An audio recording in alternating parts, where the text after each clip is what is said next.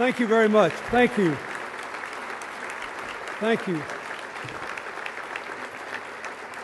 Thank you. Thank you, and welcome to our midwinter meeting. Thank you for coming today. I wanted to say just a couple of brief words, and then we'll go to our opening conversation, which our CGI people dubbed a dynamic duo conversation. I thought it was going to be about Batman and Robin. But Jake and Alex are better in some ways, as you'll see. We've been doing this for 8 years, and I never cease to be amazed by the commitments that come out of people's eagerness to change the future.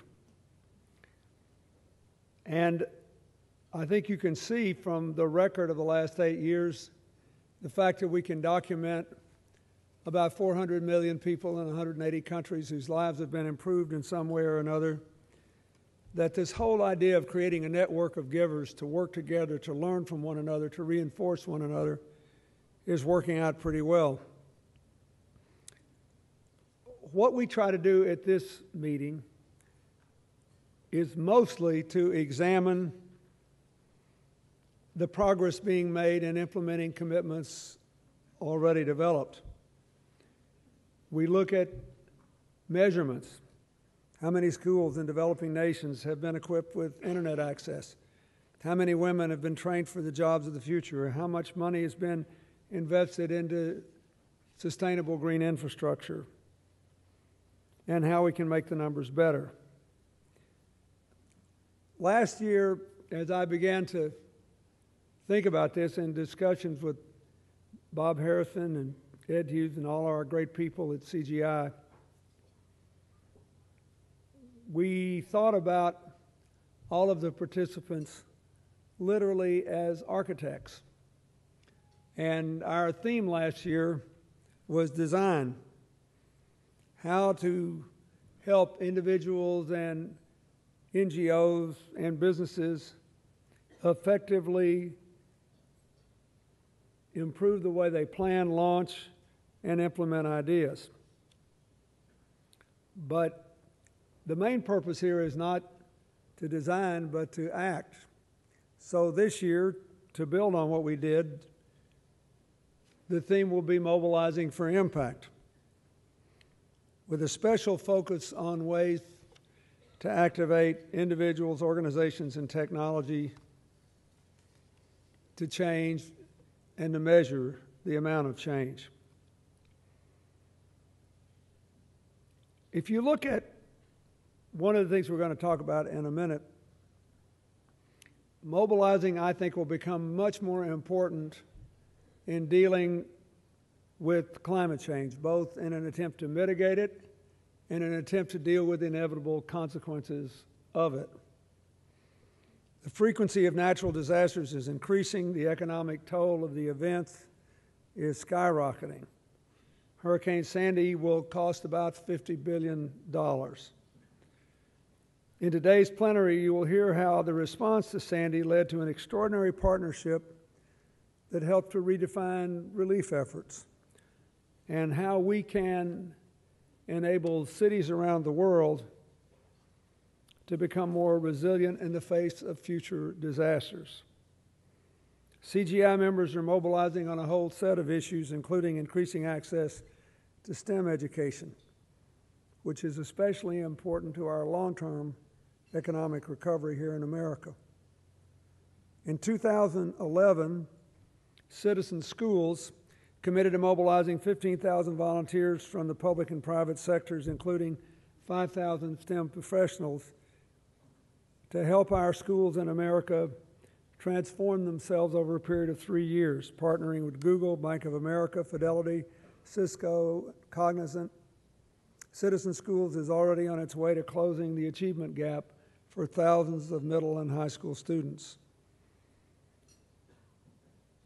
There are a lot of other gaps in societies around the world, and we know that unless we close them, the future will be less than it ought to be. Christine Lagarde, the managing director of the IMF, recently said, quote, "When women do better, economies do better."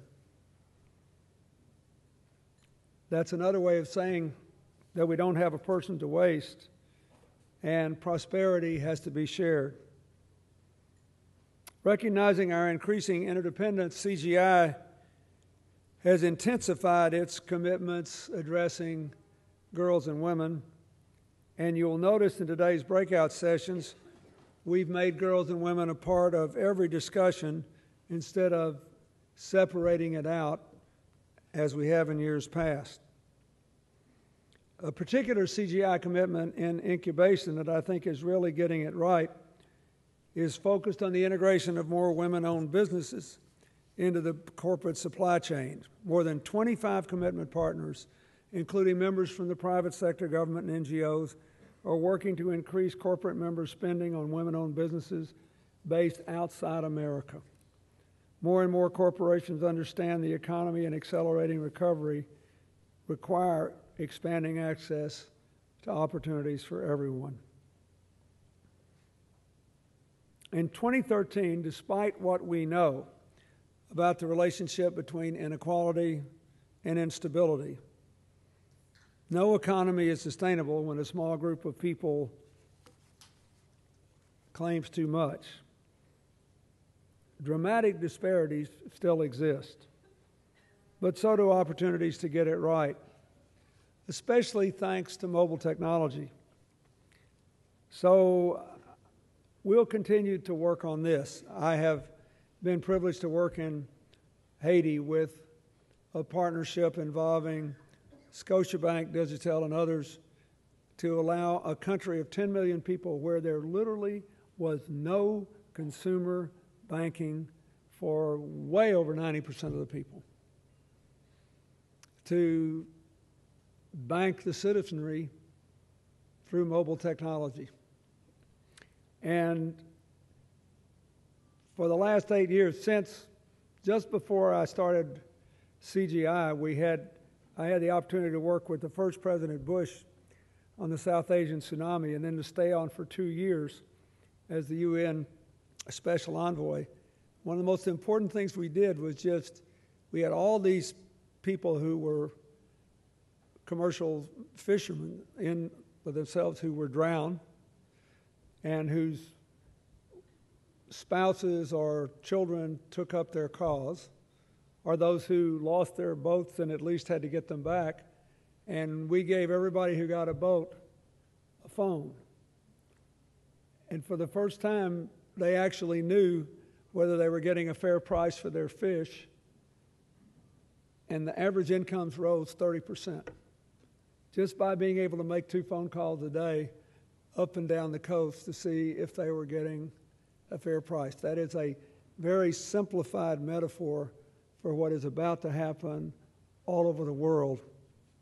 And that gives us all a chance to make a profound impact on the personal possibilities of people who have been too long neglected.